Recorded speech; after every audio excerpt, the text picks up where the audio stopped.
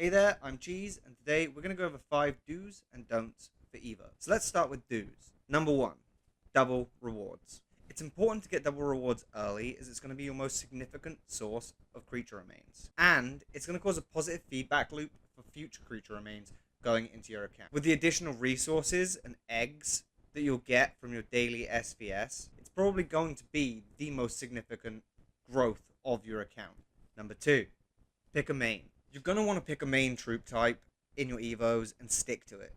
This is because it'll allow you to grow faster and keep pace with the other players on your server. It is a long road to T10, and when you split into the different branches, that's going to divide your growth potential or keeping up potential by 3.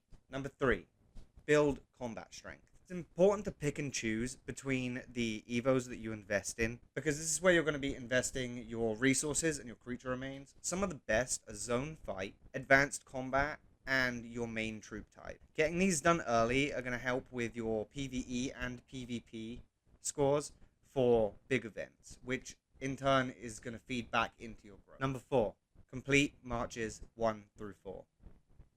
Completing your active march EVOs is not only going to increase all of your troops' core stats, from carry weight to speed to even attack, but it's also going to increase your stamina regeneration. This is incredibly important because the more things you can do per day, the faster you'll grow, and the more rewards you'll be able to collect in the long run. This goes for both PvP and raiding and PvE and just generating. Number 5, complete your creature remain free EVOs.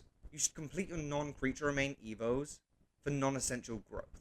So when you run your creature remains completely dry on things like advanced combat, double rewards, march EVOs, you still find yourself lacking 9th shell on EVO day, this is where you should focus your creature remain free EVOs just to get yourself over that line. This is a great way to bulk out your score, but I don't suggest using them to be competitive in ranking on EVO day, simply because you're going to be needing them throughout late game, and eventually you'll hit a point where you are 100% relying on creature remains, and it can be a real struggle sometimes to get that 9th shell.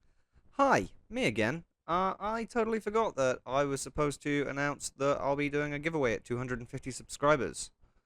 So, yeah, subscribe and enter for a chance to win a Google Play gift card. Thanks. Don'ts. Number 1, secondary combat.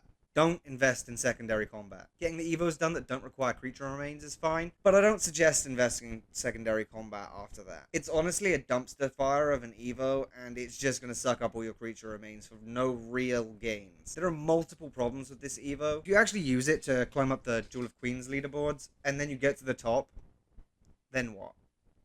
You just have to sit and wait and drop back down because you're unable to climb any further. It kind of has a negative feedback loop on your gameplay. In most servers on late game, the people at the top of the leaderboard are going to be the giant mega whales, and they're pretty chill anyway. They're going to let you get to first place for the rewards. They let people cycle in. You just have to ask nicely.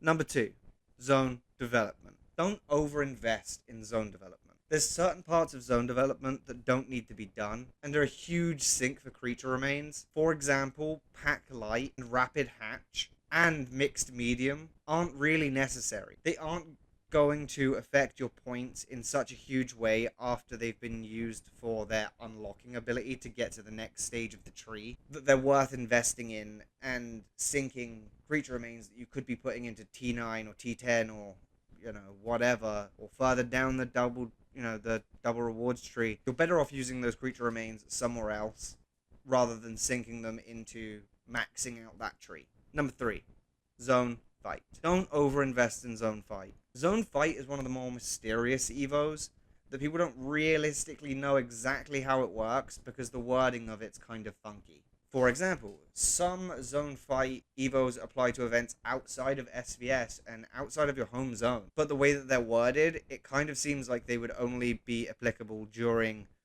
the SVS invasion event. Having a 5th rally slot can be really useful, but it can also be a detriment because it can slow down the speed at which you can send out rallies. This can be a problem when fighting for towers during Lost Island, because speed can be key to capturing the towers, and realistically no one wants to be in a 9-hour battle. It can also be a huge problem when there aren't enough players online to fill those rallies, and yeah, then you're waiting 5 minutes every single time. This can also have a massive demoralization effect on your alliance, as people don't want to sit there and wait 5 minutes for every rally. It's just one of those things. Number 4, overextend. Don't try and main all 3 troop types. So I come to this position speaking as like a low to mid spender. It's just not worth trying to main all 3 troop types. The creature remains are far too expensive, and unless you've got literally thousands to throw into the game, early game this is. After you've completed one, sure, move on to the next. But don't try and main all 3 troop types right off the bat. It's just not worth it. You're not going to have the creature remains to throw into all 3. They are the gate to every advancement in the ants. If you do overextend in this way, you won't be competitive, you won't keep up, and you'll end up falling behind on events like Pangolin and Groundhog, because you won't have the Evo in place to be able to keep up with that top 50 leaderboards. Number 5, don't waste creature remains. I'm going to say lastly, don't waste creature remains, and by this I mean once you hit 9 shell, stop. Save those creature remains for next week. It's not worth going past 9th shell, and this is because if you do, you're going to end up overextending and cutting away from your next week, and then it's going to take a week to recover. Don't try and chase leaderboard placements, because it's not a competitively accessible event for free-to-play or mid-spenders, really. Just save any extra creature remains that you have for next week. You'll hurt your overall growth by trying to keep up with the crowd. Anyway, this has been 5 do's and 5 don'ts for EVOS. I'll see you next time. Bye-bye.